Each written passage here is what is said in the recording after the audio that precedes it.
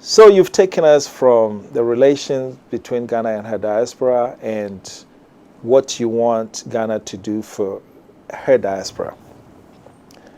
What is happening now? What do you have in Parliament? Well, you and I and many others, we've been working on a bill to amend the Constitution to get rid of Article 94 2A as well as Article 82.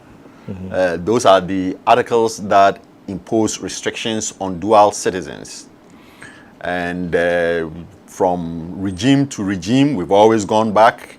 And fortunately, this time around, we are seeing a lot of progress. We have a bill.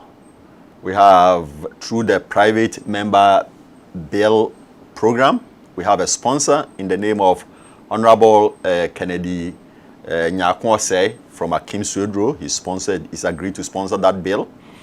Bill has been drafted. Is he a former diasporan? I think so. I think he's a former diasporan, and I believe his family is still in the diaspora, if I'm correct about this. So the bill is there, and it's going to require an amendment of the Constitution. Fortunately, the articles that we are talking about are not entrenched, and that means an amendment could be procured without having a referendum. The process for the amendment, the first stage is to have the bill. Once we have the bill, then there's the gazetting of the bill. The bill has to be gazetted for 90 days. Has it been gazetted yet? Not yet, but it will soon. It will soon. For 90 days. And then after that, a second gazetting for about 10 days. And then the matter is introduced into Parliament. Once it's introduced into Parliament, the Speaker refers it to the Council of State. Council of State has 30 days to give an advice. And then when they give the advice, it comes back to Parliament for the second and the third reading. And then on each of those readings, there is supposed to be a vote.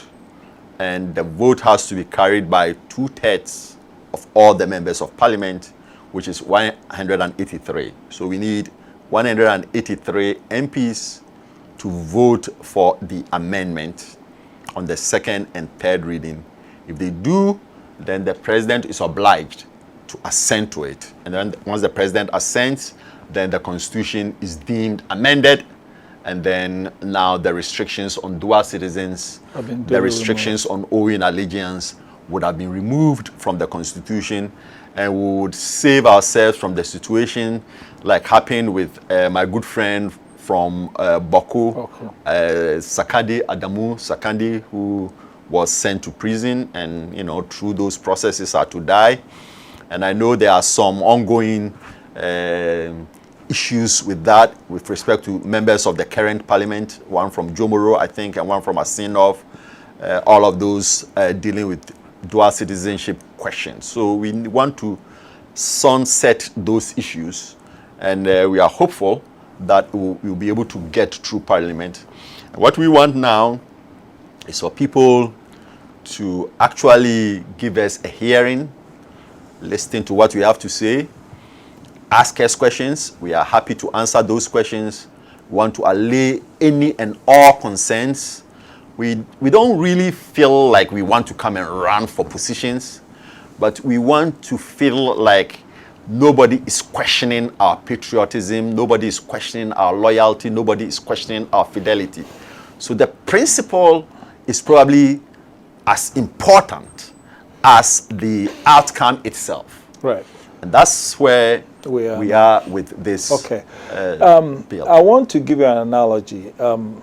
When alcohol was banned in the United States, it created a lot of black markets.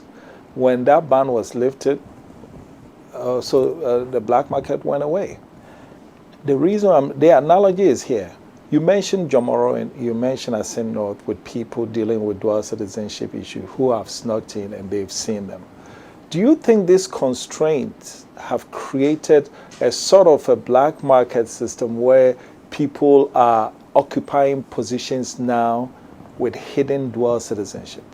Yeah, it's possible. Very, very possible. I'm almost certain that there are people who are dual citizens Maybe they don't even know that they are dual citizens. Somebody can be a dual citizen without even knowing. Without knowing. How is that? How does that happen? Because many people are born as dual citizens. So if you marry, let's say, a Nigerian, or for that matter, an Ivorian, and then you have children, depending on the laws in the two countries, the child could at birth be a dual citizen, a Ghanaian and a Nigerian. Let's take an example of Samia Nkrumah. He was born to a Ghanaian, not just a Ghanaian, but a Ghanaian Prime Minister, Nkrumah. But his mother was from Egypt. Her mother, the Samia, and his brother's name is Sekou. Yeah, their mother was from Egypt. Right. And so at birth, they were dual citizens. Yeah. When they grow up, it's almost cruel to ask them to choose between their father or their mother. Yeah. When it is completely unnecessary. Yeah. And if they live here and they want to serve Ghana, they shouldn't be put into a situation where they have to choose their father as against their mother, or their mother as against their father, just so they can serve. Yeah. When there are other ways of monitoring what it is that they are doing, if even we have fears that they may do something that is inimical to the interests of the country. Let's delve into that some more.